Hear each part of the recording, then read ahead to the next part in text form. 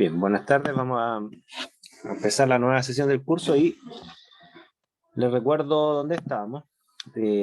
Estábamos viendo, bueno, además de algunos conceptos ambientales como los conceptos de contaminación, los conceptos de polución, los estratos ambientales, también estábamos viendo el tema del ciclo de los elementos, ¿ya? Y habíamos visto, en términos generales, las clasificaciones de los que son los elementos desde un punto de vista de su rol biológico, esenciales, no esenciales, y desde el punto de vista de su concentración, mayoritarios, traza y ultratraza, y también cómo uno enfoca el estudio del ciclo de un elemento desde el punto de vista de conocer más o menos lo que aparece en esta figura, cómo un elemento se va distribuyendo en los distintos estratos ambientales y cómo esa distribución depende, además de sus concentraciones, depende de su física y de su química, ¿ya? Depende de su reactividad, de su volatilidad, y ahí uno puede más o menos entender el ciclo de un elemento, número uno, su ciclo natural, número uno, y número dos, cómo las actividades humanas alteran ese ciclo natural.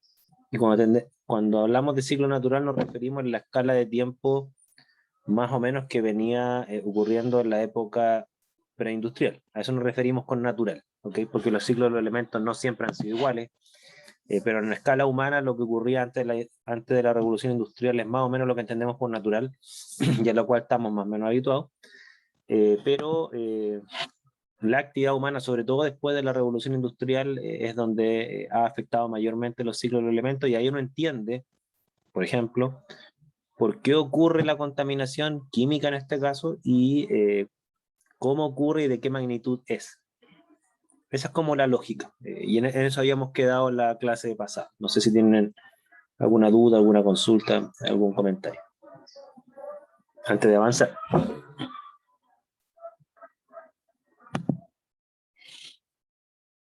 ¿No? Bien. Bueno, nosotros en este curso vamos a presentar el ciclo de algunos elementos, porque son varios elementos. Particularmente nos vamos a centrar en dos en este curso, en esta primera parte, que es el ciclo del carbono, porque está asociado al cambio climático. Yo les voy a presentar, porque es como una especialidad que tengo yo, el ciclo del antimonio, que es un elemento que yo he investigado bastante. Y en el contexto de químicas específicas, química atmosférica, química del suelo o química del agua, van a aparecer algunos elementos que son importantes para esos estratos ambientales. Obviamente no los vamos a ver todos, algunos elementos van a quedar como parte de una segunda evaluación parcial, ¿ok? Y ya se los voy a explicar eso más adelante. Lo importante es que cuando uno quiere entender cómo ocurre el ciclo de un elemento y cómo este es alterado, hay que entender, como yo les decía, reactividad y transformaciones químicas y físicas que tiene este elemento tanto dentro de cada estrato como la transferencia entre estratos, eso es lo que vamos a ir viendo. Y también hay que entender, respecto a las perturbaciones antrópicas, quién emite y bajo qué forma química y física se emiten estos elementos para entender cómo se altera un ciclo. Y recordemos que lo que llamamos fuentes de emisión son fuentes que pueden ser tanto antrópicas, humanas, como industrias, por ejemplo, como también pueden ser fuentes naturales. O sea, esa es una cosa que hay que ir derribando, de que la contaminación es solo humana.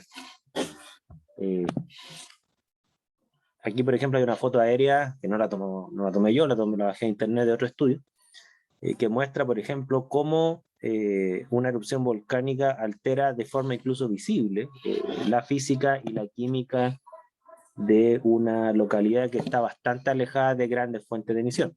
Esta es la foto de la localidad de Chaitén y el volcán que está mucho más arriba.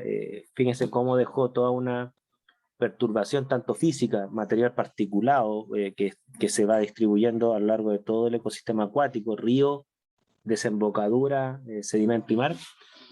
Y, y además hay un aspecto químico que no se ve, pero dada la física es evidente. Uno ve una mancha de sedimentos que proviene de la erupción volcánica.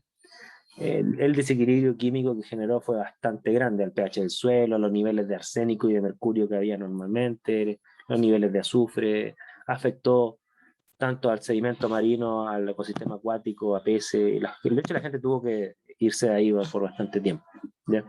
Eso que ocurre en muy poco tiempo en una erupción volcánica, que es un fenómeno de gran magnitud, claro, quizás ocurre un poco más lento en una industria que no que no arroja grandes cantidades de material y de energía como un volcán, pero claro, en función del tiempo esto se va agravando. Sí, Benjamín, dime.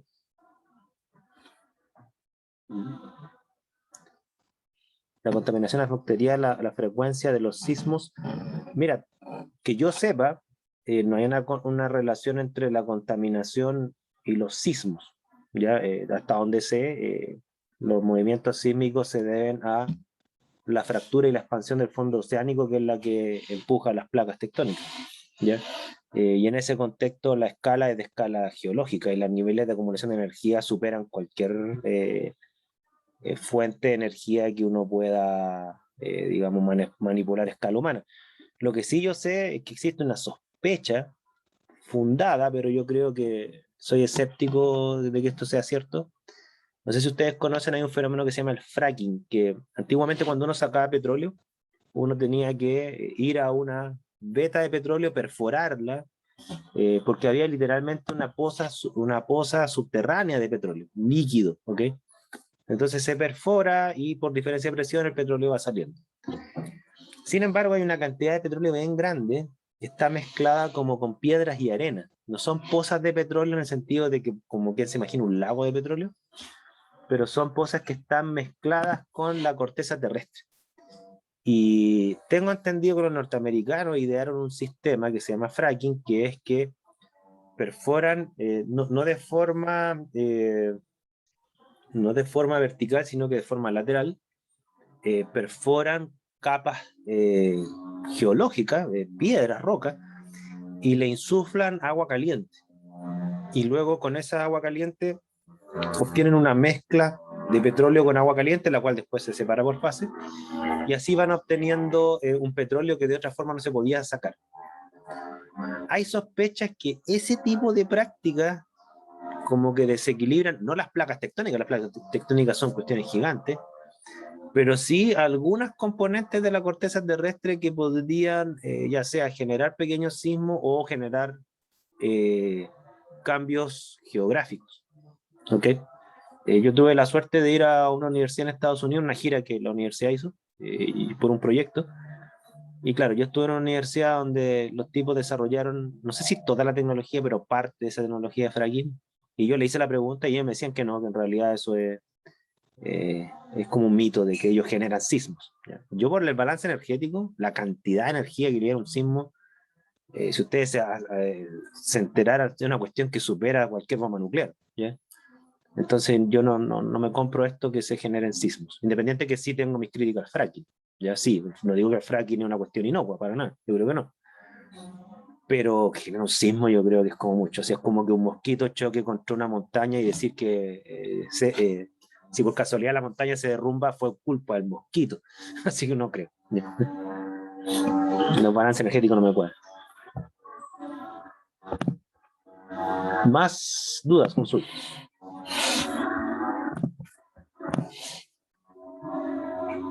Ahora, bueno, esta figura me gusta mostrarla porque refleja más o menos un panorama bien general. Las actividades antrópicas pueden afectar el medio ambiente, ya sea porque descargan contaminación atmosférica, gases o partículas atmosféricas, las cuales después pueden terminar afectando a los seres vivos por nosotros, por ejemplo, por vía respiratoria, como también puede ser que ese material particulado decante, por ejemplo, y contamine el suelo y el sedimento. También las industrias pueden arrojar residuos líquidos, ¿ok? Los que se llaman los RILES, los residuos industriales líquidos, como también pueden arrojar residuos sólidos, ¿ok? Y hay que entender que no es lo mismo arrojar un contaminante en estado gaseoso, y no es lo mismo de qué punto de vista. Los contaminantes gaseosos tienen un pro y un contra para efectos de sus efectos nocivos. Número uno, lo que tienen a favor es que se disipa muy rápido. Entonces, cuando se contamina con un contaminante gaseoso, esa contaminación se diluye muy rápido.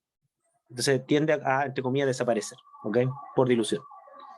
Sin embargo, los efectos a corto plazo son mucho más intensos. ¿Por qué? Porque respirar un contaminante gaseoso que es de carácter tóxico genera efectos sobre, por ejemplo, los humanos en pocos minutos.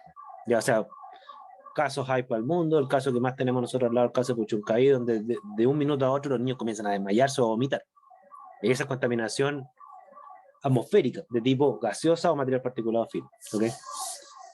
Por otro lado, los contaminantes que están en estado sólido, ya sea porque se arrojan como sólidos o porque son sólidos que terminan decantando, claro, son contaminantes que en el corto plazo no generan grandes daños, o sea, muy poco probable que una población se desmaye o tenga efectos tóxicos por un contaminante sólido, pero sí ese tipo de contaminante no se disipa en un tiempo corto, a veces son décadas para que ese contaminante sólido realmente se disipe por vía física o química. Entonces, claro, a veces los efectos a largo plazo son los más dañinos de ese tipo de contaminantes. Vamos a ir viendo varios aspectos porque las normas ambientales respecto a los tipos de contaminantes que se arrojan tiene que ver también con el estado del contaminante, no solamente con la cantidad, sino que el estado donde va a parar, etc. Vamos a ir viendo eso también. ¿Ya? Dejo saltarme esto un poco. Por ejemplo, aquí hay una diapo que, o sea, una tabla bien antigua, ¿no es cierto?, que habla de las emisiones de metales pesados en la atmósfera y depositación teórica y real en suelos. Es decir, hay industrias, ¿no es cierto?, que arrojan contaminación atmosférica, pero parte de esa contaminación atmosférica decanta porque es material particulado que tiene suficiente masa para ir decantando en el tiempo y finalmente termina contaminando el suelo. ¿Okay? Y para cada elemento hay más o menos cálculos de cuánto se arroja por año, cuánto va a parar al suelo, cuánto va a parar al sedimento, cuánto va a parar al agua, cuánto va a parar a la biota. O sea, eso es lo que se llama el balance de masa del ciclo de un elemento. Lo primero que uno tiene que conocer en el ciclo de un elemento es el balance de masa. Cómo se distribuye la masa del elemento en el ambiente. Cuánto de esto hay en la atmósfera, si es que hay, cuánto hay en la hidrósfera, cuánto hay en la litósfera, cuánto están los sedimentos, cuánto va a parar a la biota. Eso se llama el balance de masa. Lo segundo es conocer las transformaciones químicas del elemento que podrían explicar ese balance de masa. Ahí vamos nosotros a ir hilando más fino. Y lo tercero es saber cómo se emite y en qué cantidades. ¿Okay? Deja saltarme un poco. Ahora, como yo les mencioné en la última clase, no todos los elementos interesan los elementos que tienen normalmente un carácter esencial o un carácter tóxico. Y primera cuestión que vamos a definir acá, en general los elementos que interesan más, no exclusivamente, pero en mayor proporción, son los que se llaman los elementos traza de carácter tóxico. Elementos traza que son concentraciones bajas y además que tienen un efecto sobre los seres vivos a muy bajas concentraciones. El concepto correcto es elemento traza. El concepto metal pesado no existe en química ambiental. A pesar que ustedes aquí me van a mirar así, yo he escuchado toda mi vida metal pesado. No, el concepto metal pesado no tiene ningún reconocimiento por UPAC. Porque en estricto rigor hay elementos traza que no son metales y son tóxicos. Por ejemplo, el arsénico. El arsénico no es un metal, pero socialmente se le llama metal pesado. No sé si me explico. ¿Alguien dijo algo? Disculpe. Escuché que alguien había preguntado algo. No sé si o se le abrió el micrófono. Entonces, claro, el cadmio es un metal, si estamos claros que es un metal. Pero es un elemento traza y es de carácter tóxico. Si ustedes lo ven en el ambiente, así en términos generales, ustedes pueden tomar el calcio y estudiarlo más en profundidad, o sea, el cadmio, perdón, y estudiarlo en profundidad. Claro, generalmente la mayoría del cadmio está en la hidrósfera, ¿okay? Porque es muy soluble, casi todos los compuestos de cadmio tienen una alta solubilidad. Y lo mayor que hay es cadmio 2. ¿Hay cadmio 2 en la atmósfera? Sí, pero muy poco y la mayoría de este es antrópico. O sea, naturalmente el cadmio no debería estar en la atmósfera. Hay algo de cadmio 0 en la atmósfera por procesos industriales, ¿ok? ¿Hay cadmio en la litósfera? Sí, naturalmente existe, pero a concentraciones muy bajas. Estamos hablando de miligramos por litro. Hay contextos en donde el cadmio esté más concentrado en la litósfera que miligramos por litro, sino que cientos, o miligramos por kilo, sino que estamos hablando de cientos de partes por millón, no solamente 1 o 2 partes por millón. Efectivamente lo hay, y la mayoría de esos contextos son contextos de contaminación antrópica. Por ejemplo, desechos electrónicos, ¿ok? Que tienen cadmio ya sea porque las fuentes de poder o las baterías tienen cadmio y se arrojan al ambiente, se degradan, y ese cadmio que está muy concentrado en un cátodo, por ejemplo, puede contaminar un gran área, porque con poco cadmio se contamina mucha área. Ahí tienen ustedes un ejemplo, ¿ok? Y claro, y eso depende del uso. Y por lo tanto, si yo quiero entender el ciclo del cadmio, tengo que entender cómo se distribuye naturalmente y qué usos industriales tiene para entender su principal fuente, que en este caso es antropio. ¿Okay? Pero este es un metal traza o elemento traza en todos los estratos ambientales. En ningún estrato ambiental está a concentración elevada. Ahí tiene un ejemplo, ¿ya? Ahora, ¿cómo no se expone a cadmio? Bueno, lamentablemente el cadmio, dado que es soluble, hay un concepto que vamos a utilizar en este curso, quiere decir que tiende a ser biodisponible. ¿Qué quiere decir? Que las formas químicas de cadmio, gran parte de ellas, tienden a ingresar a la cadena trófica, por ejemplo, a través de los vegetales. O sea, un vegetal que crece en un suelo contaminado con cadmio, dependiendo del vegetal, es muy probable que parte de ese cadmio ingrese al vegetal. ¿Por qué? Generalmente los elementos que están biodisponibles para hacer ingresar a los vegetales tienden a ser los elementos más solubles. ¿Por qué? Porque la biología del ingreso de los nutrientes pasa por eso, pasa por sustancias solubles que entran por un tema de tensión superficial y osmosis, ¿no es cierto?, a las células vegetales. Bueno, el cadmio tiende a cumplir con eso. ¿Okay? Entonces, ¿nos exponemos al cadmio por la comida? Sí. ¿Nos exponemos al cadmio por otra fuente? Sí, por ejemplo, el cigarro. El cigarro tiene un montón de cadmio. Y ahí hay como un cálculo de cuántos microgramos de cadmio ustedes están ingresando en su cuerpo por cigarro. Ya 0,1 a 0,2 microgramos, lo cual a ustedes les puede parecer poco, pero hay que entender que la cantidad de cadmio que debiera haber en nuestro cuerpo es muy, muy baja. Por lo tanto, esos 0,1, 0,2 gramos tienden a ser significativos. O sea, una persona que fuma tiene niveles de cadmio en su sangre mucho más altos que un no fumador. Y el cadmio, vamos a ver más adelante, tiene efectos nocivos que son preocupantes. ¿Ya? Ahora, la OMS tiende, para el caso de los elementos traza sobre todo, tiende a dar ciertas recomendaciones de cuánto es la máxima ingesta diaria admisible o semanal admisible por persona, asumiendo un ser humano típico. ¿Ya? ¿Qué es un ser humano típico? Es aquel que en promedio pesa 70 kilos por ahí, en promedio toma 2 litros de agua, en promedio se comerá 1 kilo vegetal al día. Ese es como el ser humano promedio, ¿ok? Y en base a ese humano promedio calcula, por ejemplo, cuántos son los microgramos por semana de cadmio que toleramos. 70, por ejemplo. ¿Ya? Claro, si ustedes, ustedes dicen, claro, 70 tendría que fumarme, no sé, como 400 cigarros para cumplir 70 microgramos de cadmio a la semana. Claro, pero hay que entender que el cigarro no es la única fuente de cadmio. Ese es el problema. Respecto a la salud del cadmio, bueno, enormes, cada elemento tiene efectos, va a depender de su química. Bueno, el cadmio se le asocia al cáncer, tengo entendido que se le asocia a algunos problemas neuronales, algunas deformaciones del ADN, etc. Cada elemento tiene su toxicología. De hecho, a esta rama algunos le llaman ecotoxicología, o sea, las sustancias que se arrojan al medio ambiente de carácter toxicológico. ¿Okay? Que a mi juicio es una subespecialidad de la bioquímica o la biología, no es de la química ambiental, desde mi punto de vista. ¿Ya? Y en base a eso, las normas tienden a ser coherentes con lo dicho anteriormente, es decir, con lo que hay naturalmente, con lo que toleramos de acuerdo a los estudios científicos. Normalmente esto escala a nivel político y se fijan normas. Algunas normas tienden a coincidir con lo que se recomienda desde el punto de vista de la ciencia de la salud, sí, otras no tienden porque hay temas políticos que no se pueden resolver. ¿Ya? Por ejemplo, aquí hay niveles máximos de cadmio en sal comestible y en agua, esto es en ppm, ¿ok? Entendiendo que uno consume muy pocos sal, unos pocos miligramos de sal al día, no es más que eso, ¿no es cierto? Entonces, claro, si multiplicamos masa por concentración, les va a dar microgramos, ¿ok? Lo mismo que el agua mineral, o sea, si recomendamos 0,01 miligramo por litro, que eso sería ppm, claro, eso serían, a ver, 1, 2, serían 10 microgramos por litro como tope diario, y claro, y a la semana me va a dar 70 microgramos de cadmio, ¿ok? Ese sería como el top. De hecho, creo que esa norma es demasiado permisiva desde mi punto de vista. Y así uno puede ir abordando los elementos, los ciclos de otros elementos. ¿Ya? Yo les voy a pasar rápidamente. El mercurio es un elemento que interesa mucho, tiene muchos usos industriales, su toxicidad es muy alta y además sus niveles de concentración en la naturaleza son muy bajos. Usos industriales enormes, como electrodo en varios procesos de electroquímicos, también están las baterías y así sucesivamente. ¿Ya?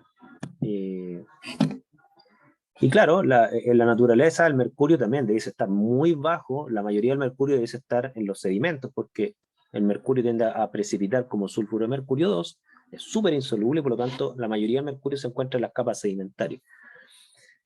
Mercurio cero hay en la atmósfera naturalmente, sí, porque el mercurio cero ustedes saben que tiende a ser bastante volátil, a pesar que en el punto de vista redox es súper inestable.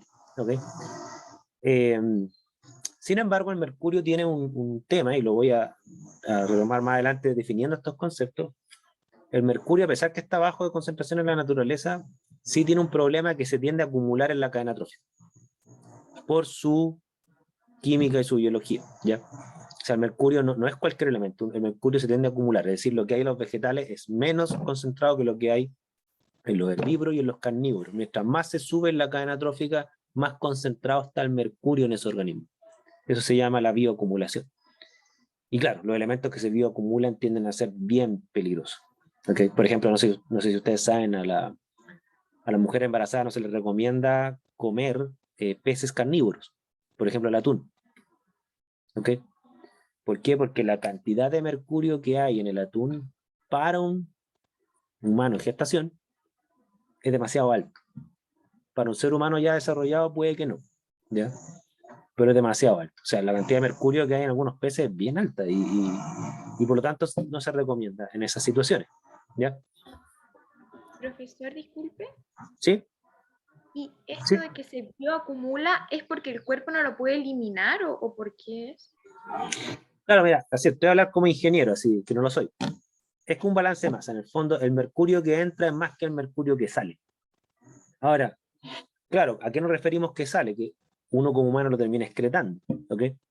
Pero claro, los elementos que se acumulan son los que tienden a quedar retenidos, ya sea en ciertas proteínas, en los huesos, ciertos órganos como el hígado, ¿no es cierto? Entonces, esos elementos que tienden a ser poco solubles o formar enlaces muy estables con elementos muy abundantes en los tejidos biológicos, por ejemplo, en el caso del mercurio, forma enlaces muy estables con azufre, con carbono. Claro, ahí se genera este problema que en el fondo lo que entra a un cuerpo es mucho más que lo que sale. Su tasa de excreción es muy baja. Se tiende a bioacumular. No todos los elementos tienen esa característica. Por ejemplo, yo sé que el mercurio es uno de ellos, el plomo también se tiende a bioacumular mucho, porque el plomo se intercambia por calcio en los huesos. Típica intoxicación con plomo, tengo entendido que una forma simple de verla es una radiografía, porque el plomo absorbe más que el cadmio rayos X. Entonces, claro, una persona que está intoxicada con plomo probablemente le va a salir una radiografía con pintas muy blancas, la radiografía, y un médico entrenado lo va a ver inmediatamente. Entonces, de eso depende en términos generales.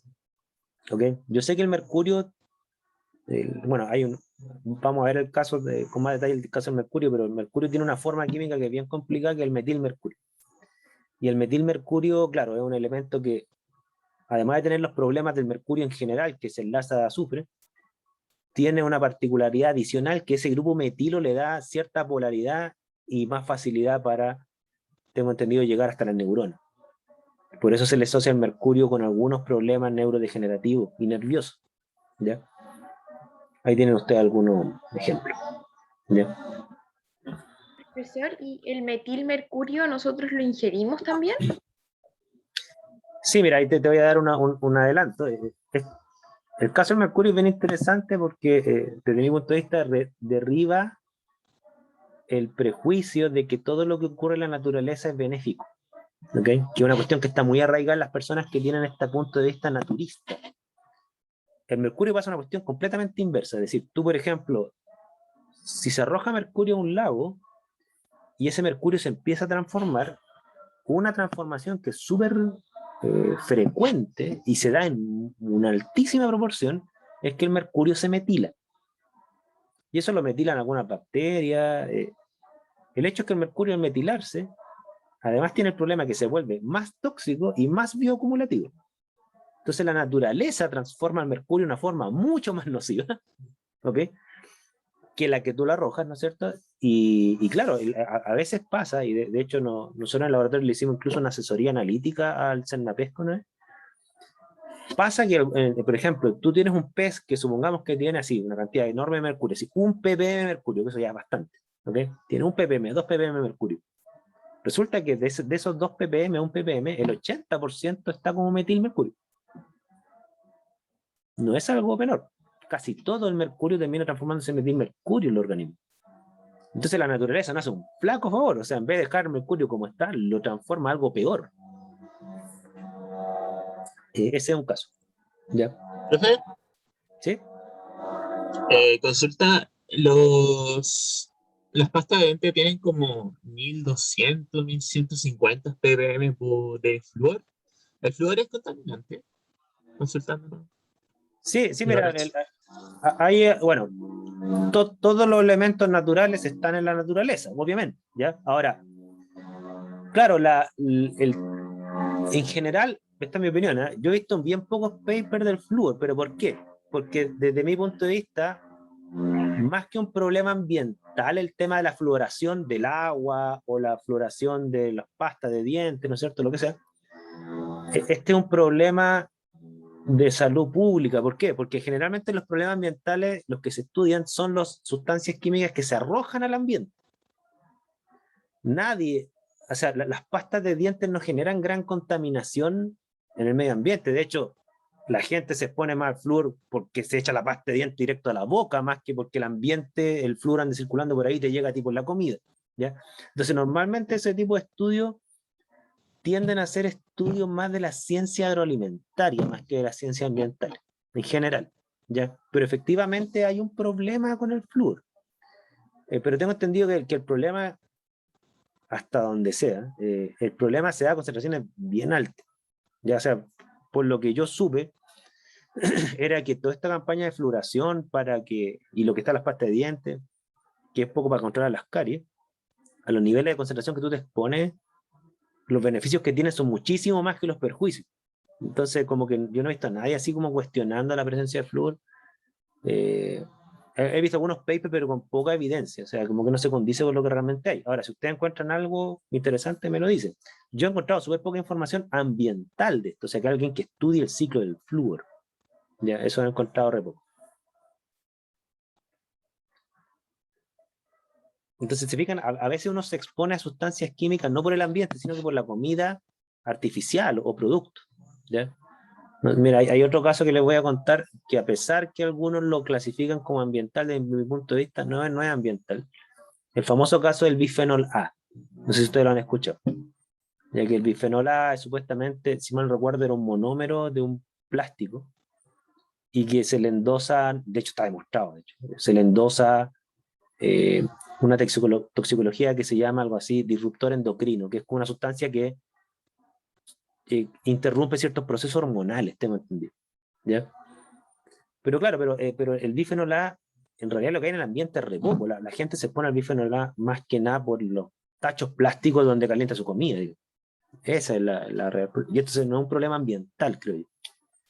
Para mí un problema ambiental es cuando uno arroja una sustancia química y desequilibra los ciclos. Eso sería un problema ambiental. Creo yo.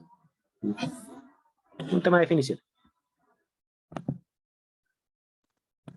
O sea, voy a hacer otro ejemplo. Es como que yo le endose un problema ambiental al consumo de alcohol. El alcohol es tóxico y es cancerígeno clase 1, lo vamos a ver. ¿Okay? Ahora, si ustedes se toman un pisco sour, no es un problema ambiental eso, es un problema de, ¿cómo llamarlo? ¿Cómo le pondrían ese problema? Porque ambiental no. Es una persona que bebe una sustancia que es cancerígena clase 1, siempre. ¿Qué es ese problema? ¿De salud pública?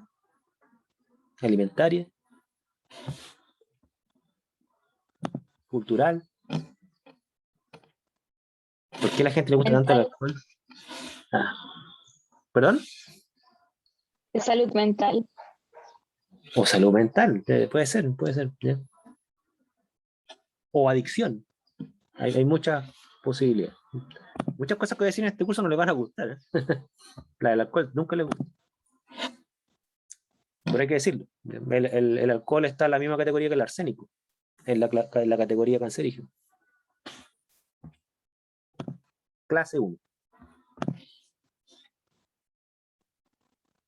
Entonces, claro, el metilmercurio tiene sus problemas. Entonces, ahora, hay muchas cosas que se saben y hay cosas que probablemente las vamos a ver en el futuro. Y aquí está un barniz cultural, ¿no? ¿Ya? Ahí tiene usted algunas fotos de los efectos de intoxicación por mercurio, pero esto es una intoxicación severa, ¿ya? De hecho, la enfermedad creo que se le llama la enfermedad de Minamata, que fue una localidad que tuvo un impacto de contaminación por mercurio enorme que afectó a todos los que comían peces, humanos y gatos, ¿okay? Y generaron casi los mismos síntomas, problema nervioso, espasmo del cuerpo, cosas por el estilo. Eso fue una vergüenza para Japón. Y Japón tuvo décadas tratando de compensar a esa gente. Ya, por eso se le llama el ciclos biogeoquímicos. Esa palabra a mí me gusta más. Los ciclos biogeoquímicos del elemento. Ya no son ciclos ambientales, no. O sea, aquí entra la geología, la biología, la química, también la física, ¿no es cierto? Y ahí uno va entendiendo cómo se va distribuyendo. Ahí tiene usted algunas normas de mercurio, y aquí está la de pescado, no existía en esa época, claro. Conservas de pescado sí, un ppm. Lo cual creo yo que es demasiado, pero bueno. Como les decía, nosotros hicimos una asesoría en la pesca de cómo se determinaba metilmercurio. Es que no es mi área, esa área la tiene Manuel Bravo, que es mi colega que trabaja conmigo en el laboratorio. Los dos somos profesores del laboratorio de analítica ambiental. Y claro, Manuel hizo un proyecto FONDESI entero de especiación de mercurio en peces, ¿ya? Y se le hizo una capacitación a hacer la pesca.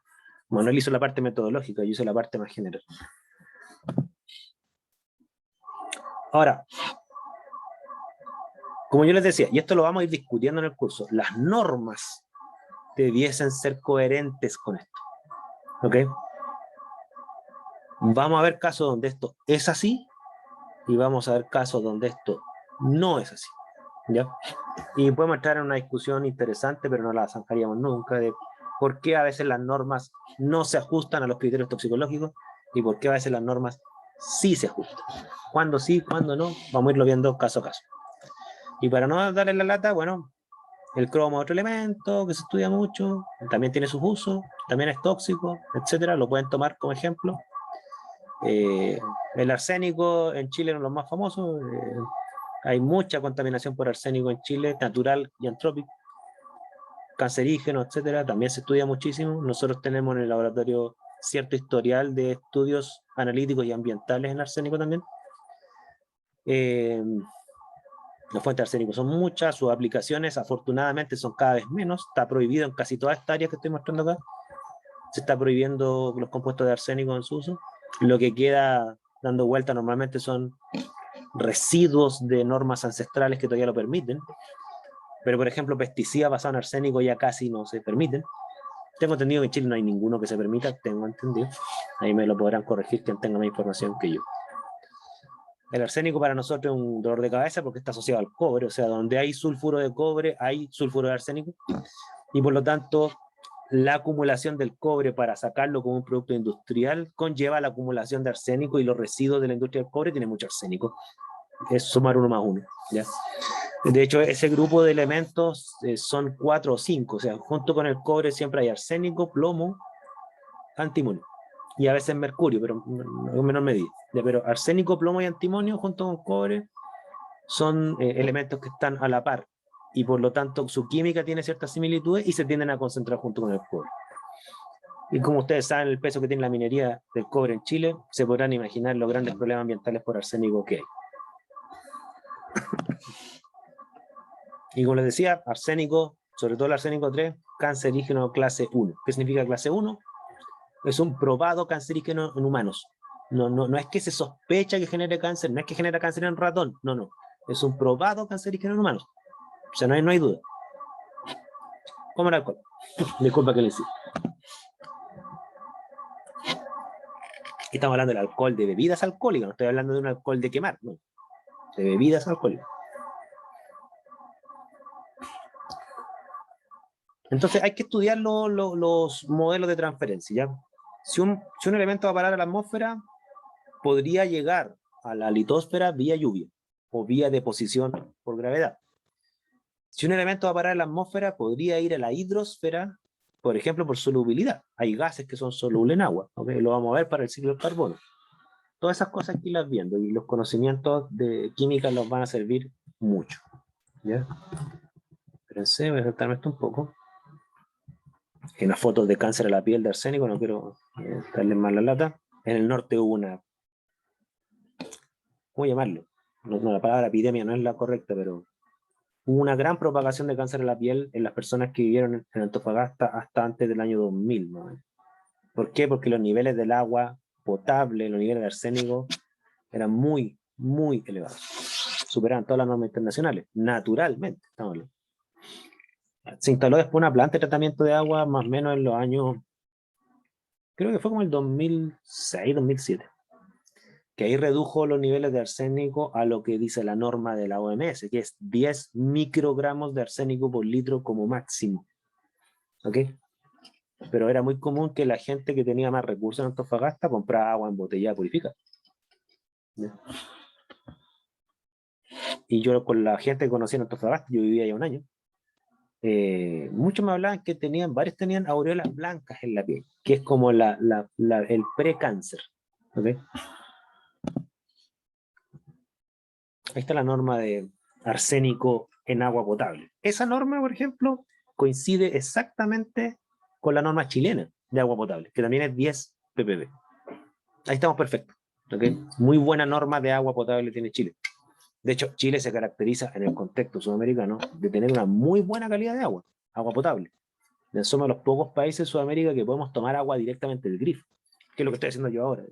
Esto no es agua purificada como está de moda hoy en día. ¿Sí?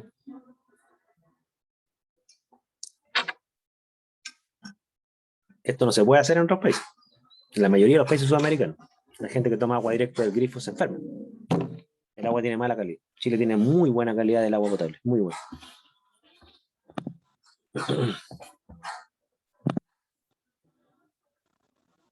Yo en Canadá, yo que tengo parientes en Canadá, me han dicho que sí, se puede tomar el agua directamente, agua potable.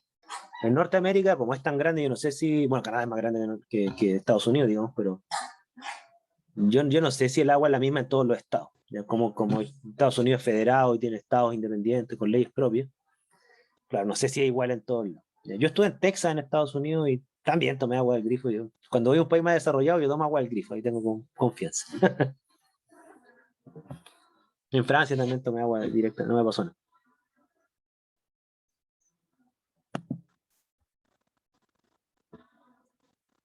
Bien. Bueno, entonces las normas, las normas deberían coincidir más o menos con plomo, que decir, también tiene plomo el cadmio y plomo, dos elementos muy abundantes en cigarro, para que lo tengan presente. El plomo es una historia que es bien interesante. Ustedes afortunadamente no la sufrieron, ¿ya? Yo la alcancé a sufrir en mi niñez. Antiguamente el plomo estaba en la gasolina y estaba a unos cuantos ppm de plomo, creo que eran 10 ppm, si no lo recuerdo, de plomo en la gasolina. ¿Y por qué? Porque se le agregaba artificialmente una sustancia de plomo a la gasolina, que era el tetraetilplomo, tengo entendido, que era una especie de antidetonante, era para que la combustión sea más eficiente, ¿ya? Bueno, además de las pinturas con plomo, que ese era otro tema, ¿ya? Lo que pasa es que las pinturas con plomo también son obviamente muy cuestionables, pero la probabilidad de intoxicarte con pinturas de plomo, salvo que seas un niño que se come los juguetes, ¿no es cierto?, es súper baja. Pero cuando las gasolinas tenían plomo y estaban los autos circulando y combustionando eso y arrojando plomo a la atmósfera y todos lo respiramos, nos guste o no, esa era una intoxicación masiva de escala planetaria. ¿Ok? Y fue un lío a nivel mundial lograr que prohibieran el tetraetilplomo en la gasolina. Fue un lío legal, muchos años de estudio, la industria petrolera luchó para deslegitimar los estudios que demostraban esto. Cuando los que sabemos química sabíamos que si el plomo que era tóxico se sabía qué rato, y si había plomo en la gasolina, ni siquiera había que hacer muchos estudios para demostrar algo concluyente. Bueno, en la serie Cosmos, la nueva, muestran la historia de uno de los científicos que más batalló por esto. Creo que el apellido era Patterson, si no recuerdo. Vean, hay un capítulo de Cosmos de lo que le costó a este tipo socialmente, psicológicamente y científicamente luchar contra las compañías petroleras para demostrar que el plomo está intoxicando a la gente. ¿Ok? Y lo interesante de ese estudio es que este tipo estudiaba el plomo por otra razón. Él estudiaba un isótopo de plomo para evaluar la edad del planeta. Había un isótopo de plomo que se estudiaba para evaluar la edad del planeta y terminó decantando en un estudio ambiental que lo dejó sorprendido. ¿Sí? Tanto plomo había en tantos lados y llegó a la gasolina. ¿Okay? Ya más o menos como en los fines de los 90 ya estaba prohibido en casi todas partes del mundo el plomo. En la gasolina. Perdón.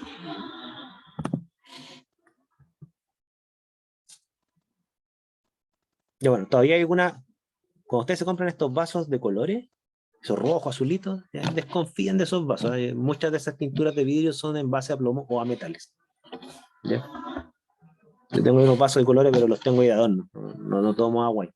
La cantidad de metales que tiene tener esa cuestión no me da buena espina. Y antiguamente habían cañerías basadas en plomo. Hoy en día las cañerías están basadas en plástico de cobre o cobre. Pero las cañerías de plomo eran súper comunes en las casas antiguas. Entonces la gente igual tomaba plomo porque algo se te disuelve de la cañería, ¿no es cierto? Hay un letrero que dice gasolina, fíjense, antiguamente se vendía con plomo o sin plomo. La sin plomo era más cara.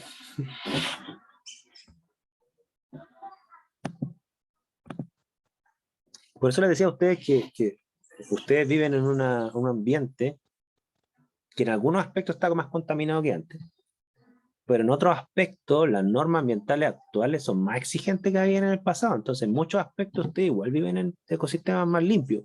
Como yo les decía, la atmósfera de Santiago, con todo lo sucio que es, está mucho mejor calidad que lo que había antes, en los años 80, principios de los 90.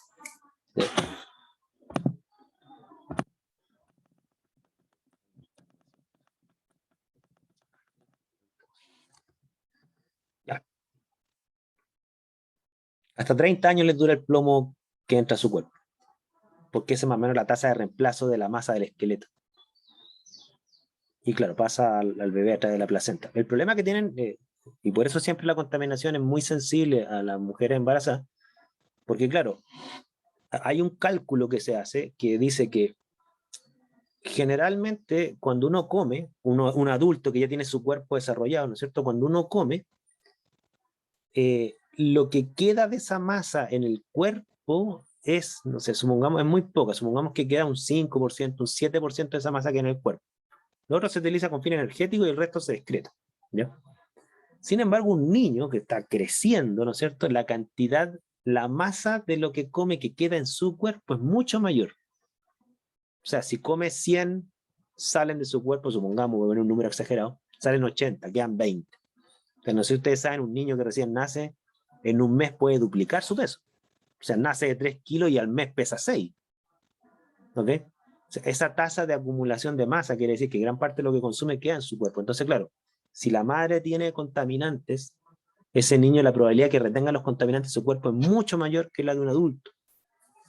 Es ahí el problema de la sensible que son los niños. No es solamente que son más frágiles de salud, sino que acumulan más contaminantes que nosotros.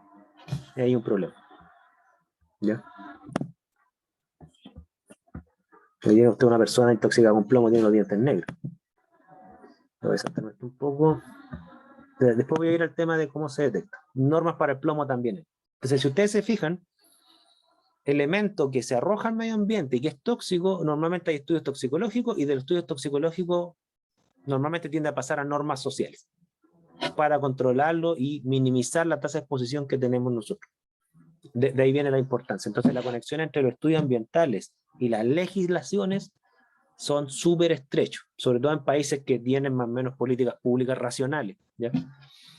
Que con todas las críticas que uno puede tener a Chile, igual como que en el contexto sudamericano, igual tenemos políticas públicas bien racionales. Me gustaría que fuesen mejores en varios aspectos, pero también sería injusto decir que no se hace nada o que se hacen puras tonteras. No, para nada. Voy a saltarme esto un poco. Quiero llegar a unos conceptos, de un segundo. Ya, y estos son los factores que se utilizan ambientalmente de forma muy común en los artículos ambientales. Nosotros vimos el factor de enriquecimiento, ya lo vimos en una clase pasada. Yo simplemente les voy a mencionar 3 factores más que son importantes, que son muy comunes en los libros de química ambiental.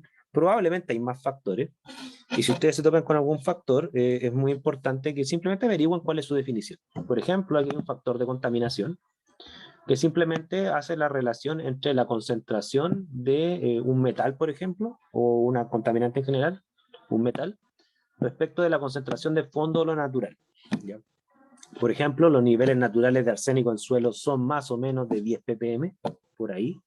Y claro, un suelo contaminado con 100 ppm de arsénico se entiende que tiene un factor de concentración de 10, 100 es a 10. ¿Okay? Ese es más o menos un cálculo bien bruto. Podemos discutir de dónde sacamos el valor de fondo, de una época preindustrial, de un suelo cercano. Siempre hay discusiones respecto a cuál es una concentración de fondo racional y no una concentración de fondo intuitiva. ¿Bien? Hay otro factor que se llama el factor de concentración, que es la concentración que tiene un contaminante en una muestra dividido por la concentración del contaminante en agua. ¿Por qué es importante esto?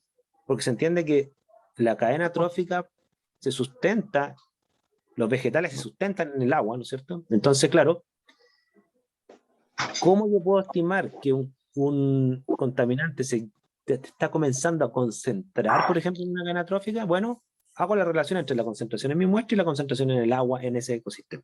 Es una forma de estudiarlo, ¿ya? Y ahora, la otra que es la que se utiliza, que es la que estamos discutiendo para el caso del mercurio, se llama el factor de biomagnificación, que es la concentración que tiene, por ejemplo, el elemento en la dieta del animal. Por ejemplo, si un herbívoro, bueno, qué concentración está del elemento en el vegetal que come, respecto de qué concentración está el elemento en el animal mismo. Ahí se va estableciendo la pirámide trófica y se está estimando si existe una biomagnificación, es decir, si por procesos biológicos de cadena trófica realmente se va concentrando la sustancia o no, ¿ya? Y obviamente que los elementos que se biomagnifican son los más preocupantes. No todos se biomagnifican, pero el mercurio, el plomo son casos súper descritos, ¿ya? Ahora ustedes se imaginarán que hay 90 elementos naturales aproximadamente. No hay estudios científicos acabados del ciclo de los 90 elementos, ¿ya? Profesor, disculpe. Sí, sí. Creo que una vez leí que había, no sé si era un pesticida o qué, que se llama DDT, que se bioacumulaba, ¿no? Sí, sí, se bioacumulaba y se biomagnificaba. O sea, ¿qué quiere decir? Que además, si tú ascendías en la cadena trófica, más incrementaban la concentración. El DDT, efectivamente, que fue el primer pesticida sintético, tengo entendido, cumple con eso. A los pájaros, ¿no? A los pájaros. O sea, llegaba hasta los seres humanos. Llegaba hasta los seres humanos el DDT, lamentablemente. Y claro, pues el DDT cumple ciertas características químicas que son típicas de una sustancia que se bioacumula. Número 1, muy común, es muy afín por la grasa. Ese es un patrón muy común, ¿ya? Pues claro, si es afín por la grasa o por los lípidos, tiende a acumularse la célula. Entonces ahí hay un primer patrón.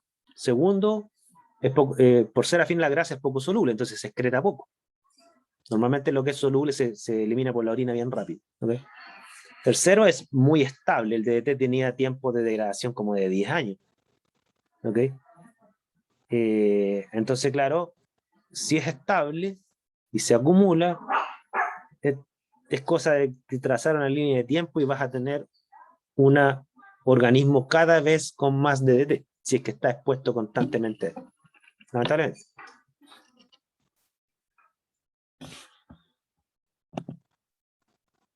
Esta es la línea de bioacumulación. ¿Ok? Uno asciende la cadena trófica y la concentración va subiendo. De partes por trillón a veces pasa a partes por billón, partes por millón. Y ahí tenemos problemas, ¿ya? Por eso, no sé si ustedes saben esta historia de las vacunas que tenían mercurio y que generan tanta polémica, que tenían, creo que se llamaba timerosal, que se degradaba formando etilmercurio. Eso es lo que tenían como preservante algunas vacunas.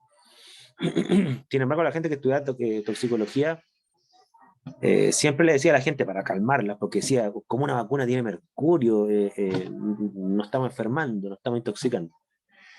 Claro, y una vez salió un toxicólogo en la tele de esto de la Católica de Santiago y dijo, una lata de atún tiene 100 veces más mercurio que una vacuna. Y con eso se acabó la discusión. Ya.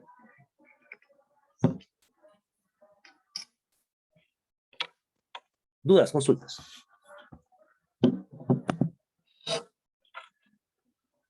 Ninguna, profe. ¿Ninguna? Ya. Entonces, ¿qué ciclo de elementos vamos a ver en primer lugar? El ciclo del carbono. ¿Ok? Por la relevancia global que tiene, porque el planeta está enfrentando una amenaza ambiental relacionada con la perturbación de ese ciclo, y por lo tanto, obviamente, es prioritario en este curso verlo. ¿Ya? Y aquí hay una discusión que es científica, es política, ambiental, es bien rica la discusión, a pesar que el problema es bien preocupante desde mi punto de vista. ¿Ya? Y aquí cualquier opinión es válida. Yo lo que les voy a ofrecer, lamentablemente, no se los puedo ofrecer a ustedes en directo. El 24 de septiembre nos va a dar una clase Marcelo Mena, que él fue ministro del Medio Ambiente de Bachelet, y él ahora profe de la Católica. Va a hacer una charla en el marco de un posgrado, ¿ya? En un curso que yo participo. Entonces voy a grabar esa presentación, voy a dejar abierto el enlace para que ustedes, quien quiera asistir en directo, pueda ir. Pero él va a hablar particularmente de política climática y financiamiento climático. ¿Ya? Aquí nosotros vamos a ver la parte científica, ¿ya? No la parte política. La parte política yo tengo una opinión, pero no es una opinión tan informada como la de Marcelo Mena, que estuvo metido ahí, fue a la COP, conversó con el Al Gore, no sé, todo el tema. ¿Ya? Marcelo Mena está a otro nivel. Entonces. Creo que a mí me interesa mucho eso que acaba de proponer. Estaría de poder asistir a la charla. Lo encuentro muy interesante. Sí. Sí, él va a dar dos charlas en el marco de un curso que yo participo. No soy el único profe, son un staff de 3 profes. Un curso del programa de Magíster de Didáctica de la Ciencia Experimental, que yo soy el director de ese programa también. Y hay un curso que yo hago con otros 2 colegas. El curso se llama Avances de la Ciencia. Y ahí vemos cambio climático, biodiversidad y tecnologías de energética. Y claro, Marcelo Mena va a dar 2 charlas, como les decía, una de política y financiamiento climático y otra de tecnologías de producción de energía limpia, que esa la va a dar el 26 de noviembre, la va a dar la segunda. Entonces yo voy a dejar el enlace abierto para que quien esté interesado en este curso pueda asistir. Tengo que reducirlo, no puedo dejarlo así como a toda la universidad porque no creo que dé la conexión, pero por lo menos la gente que está dedicada a la química ambiental y los que no puedan, porque tienen choque o lo que sea, voy a subir la charla obviamente grabada y todo el tema. ¿Ya? Esto va a ser el 23 de septiembre de las 9:35 a las 12. Es un viernes. ¿Ya?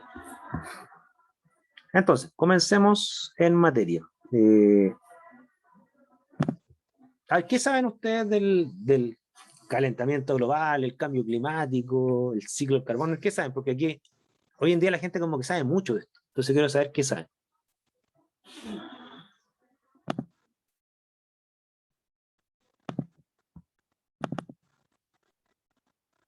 ¿Tienen alguna noción de esto?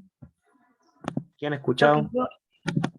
La verdad, profe, yo no me he informado así de fuentes tan como fiables, pero lo que he escuchado es que aumenta como la temperatura del planeta, la temperatura normal o la temperatura que siempre ha habido, y eso causa estragos a nivel de las especies y eso. Ya. Uno de los efectos, ¿no es cierto?, del cambio climático, como se entiende hoy en día, ¿no es cierto?, el cambio climático generado por el alteramiento del ciclo del carbono, es ese que dices tú, o sea, un incremento de la temperatura. No es el único efecto, quiero ser bien claro con eso, pero es uno de los que más se habla. A pesar que desde mi punto de vista no creo que sea el más, es muy grave, sí, pero no creo que sea el más grave necesariamente. ¿Ya? Pero efectivamente. Mary. Profe, pero el aumento de la temperatura no se debe al efecto invernadero, que ya, ¿cómo se llama? ¿Sí? Sí, el efecto invernadero. Se llama efecto invernadero. De hecho, claro, una cosa es decir que aumenta la temperatura, otra cosa es decir cuál es la causa del incremento de la temperatura. Y fíjate lo que te voy a decir, no tiene que ver solo con el efecto invernadero. De hecho, una cosa que vamos a ver en este curso es qué es el efecto invernadero, y ustedes se van a dar cuenta que es un fenómeno natural, y es bueno, no es malo, ¿ok?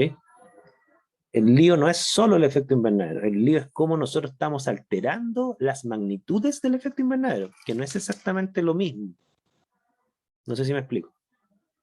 ¿Ya? Sí, Pero el efecto invernadero es un fenómeno químico espectroscópico, entonces no es tan fácil de entender. Pero yo creo que ustedes están en buen pie de entenderlo, porque ustedes antes tienen nociones de espectroscopía, ya sea por la analítica, por la orgánica. Ustedes tienen nociones de química para entender el ciclo del carbono, entonces es en el fondo trabajar lo que ustedes ya saben para unirlo, para entender un fenómeno natural que es súper complejo. ¿Ya? Vincent. Bueno, quizás, obviamente, tiene muy directa relación con el aumento de temperatura a nivel mundial, pero la desertificación me imagino que es una consecuencia de solamente el concepto del aumento de temperatura en el planeta.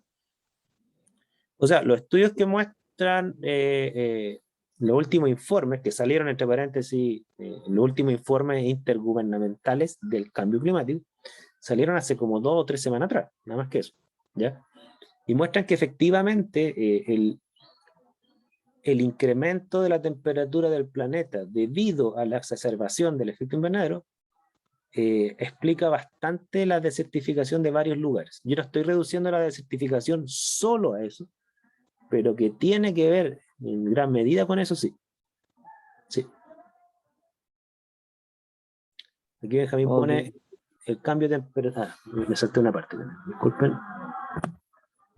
La acumulación de gases también influye en la acidificación de los océanos. Ya, primera cosa. O sea, efectivamente, ¿tiene que ver con el efecto invernadero? Sí.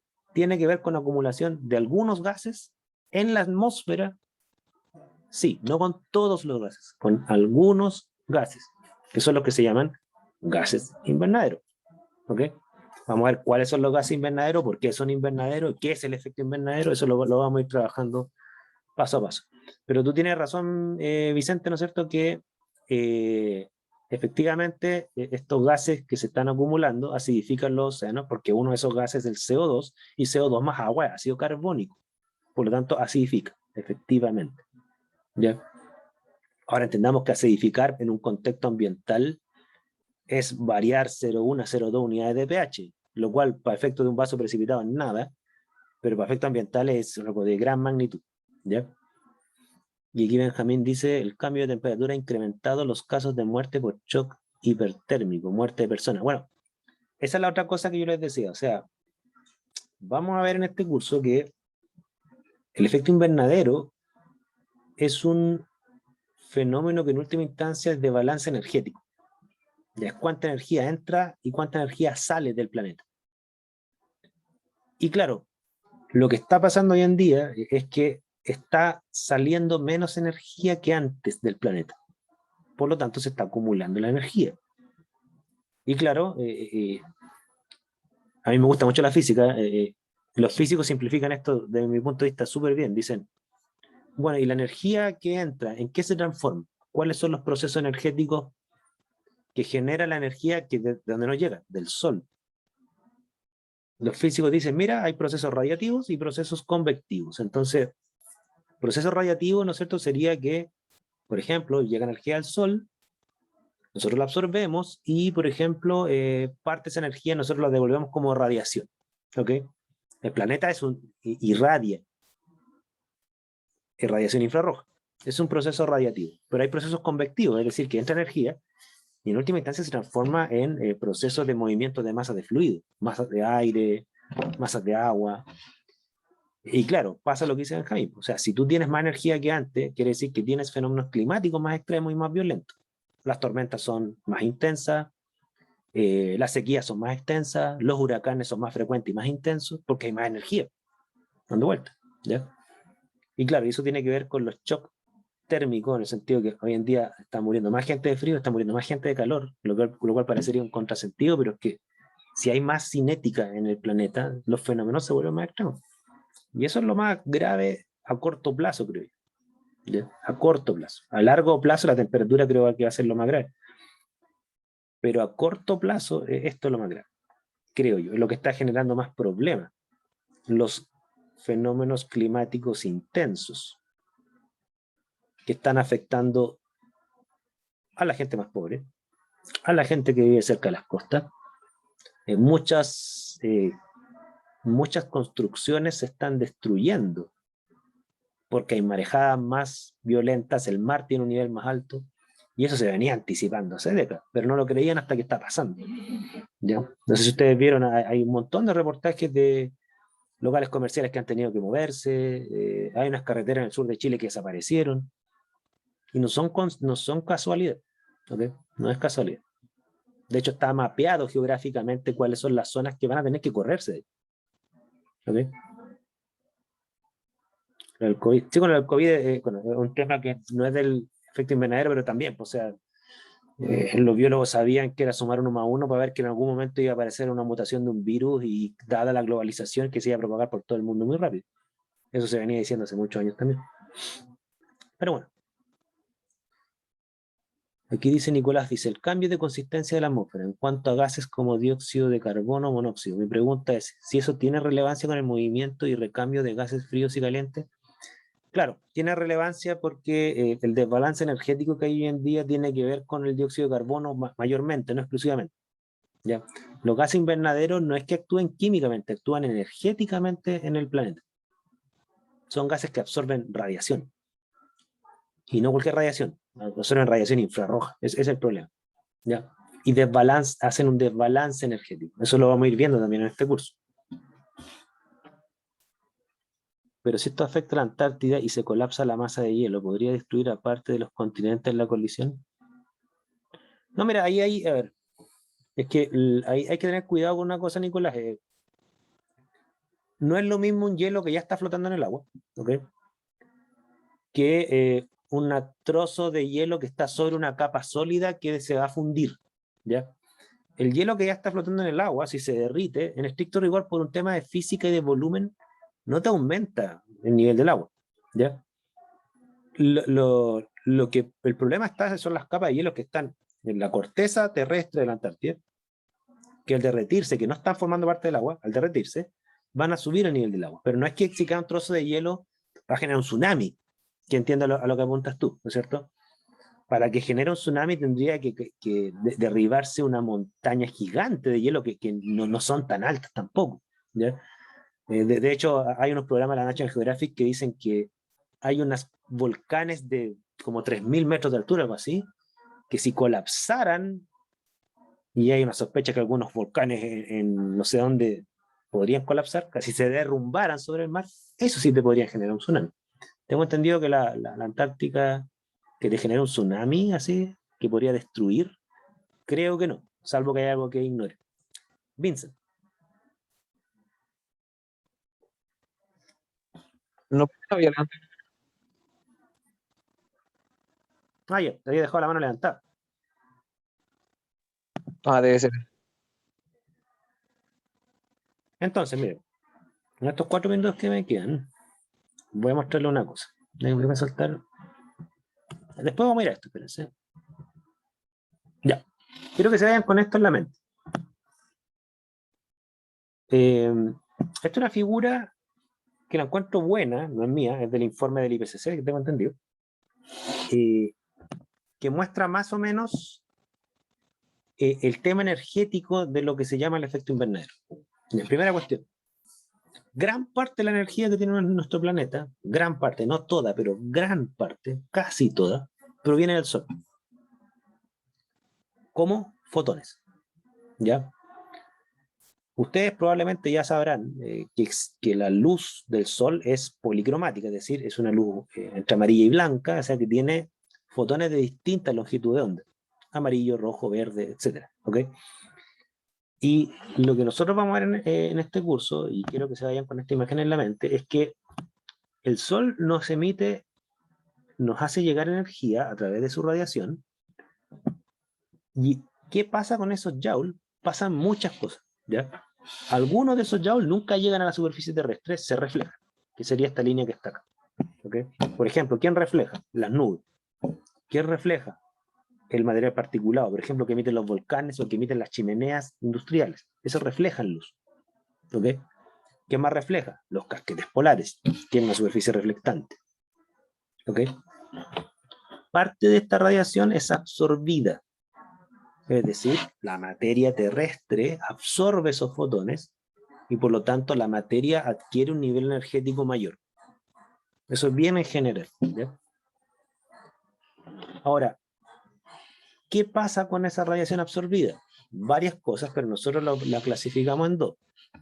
Una es que genera un incremento de movimientos de masa, movimientos de fluidos atmosféricos, fluidos líquidos de la hidrósfera, ¿no es cierto? Genera trabajo, si lo queremos ver desde un punto de vista termodinámico, ¿ok? Genera trabajo. Ahora, lo otro que genera es que parte de la radiación que es absorbida y que no genera trabajo, ¿qué genera desde un punto de vista químico? No sé si ustedes lo saben, ¿qué pasa cuando las moléculas absorben fotones? Una molécula estática, absorbiendo fotones. Ya. Genera movimiento electrónico. Uno de ellos puede ser la resonancia, efectivamente. Uno de ellos puede ser la resonancia. Otros de ellos pueden ser cambios estructurales.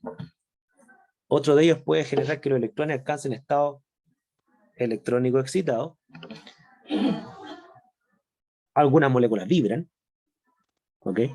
Absorben fotones, los electrones alcanzan estado energético excitado, la molécula vibra y pierde algo, pierde entre comillas, ¿no es cierto? Se transforma la energía en una vibración y hace que los electrones decanten un poco, ¿ya? A nivel energético intermedio. Y hay algunas moléculas que florecen, por ejemplo, que no se da mucho en la naturaleza, pero hay algunas sustancias que florecen, ¿sí? ¿Okay? Pero parte de esa energía se puede devolver como radiación. Por ejemplo, no sé si ustedes saben, nosotros emitimos radiación. No visible, no somos estrellas, ¿ya? Pero emitimos radiación infrarroja. ¿Sabían eso, no? Nosotros emitimos radiación infrarroja. ¿De dónde sacamos la energía? Normalmente los alimentos, o sea, nosotros comemos, alcanzamos cierta temperatura, a 37 grados, y a 37 grados parte de nuestra energía se irradia, parte, muy poco. Irradiamos fotones infrarrojos. No los vemos porque no tenemos vista infrarroja, pero si ustedes, les voy a mostrar unos videos en la próxima clase, si ustedes pusieran una cámara infrarroja, verían los cuerpos humanos, a pesar que estuviera todo apagado. Si estamos en una pieza encerrada, que no entra nada de luz, y ponemos una cámara infrarroja, nos vamos a ver. ¿Por qué? Porque emitimos radiación infrarroja. Y el planeta también emite radiación infrarroja. Eso es súper importante. Entonces, parte de la energía también se devuelve al espacio, o sea, se devuelve, digamos, hacia la atmósfera, disculpen, como radiación infrarroja. Y ahí viene el tema. Esa radiación infrarroja que se remite, ¿no es cierto? Los gases atmosféricos, algunos la absorben. Eso se llama los gases invernaderos, ¿ya? Los gases invernaderos son los gases que absorben radiación infrarroja que remite la Tierra. No absorben la luz del Sol, porque la luz del Sol es mayormente UV visible, no es infrarroja. Por eso la atmósfera es transparente, ¿ya? Pero no es transparente la radiación IR. Entonces, parte de la radiación escapa al espacio, pero lo que está pasando, un problema es acá, en la atmósfera, que cada vez está dejando escapar menos radiación infrarroja al espacio. Y por lo tanto se está acumulando más energía. Esa es una cosa que vamos a ir viendo en este curso. Es el efecto invernadero. Les voy a mostrar unos videos en la próxima clase, para no quitarle más tiempo.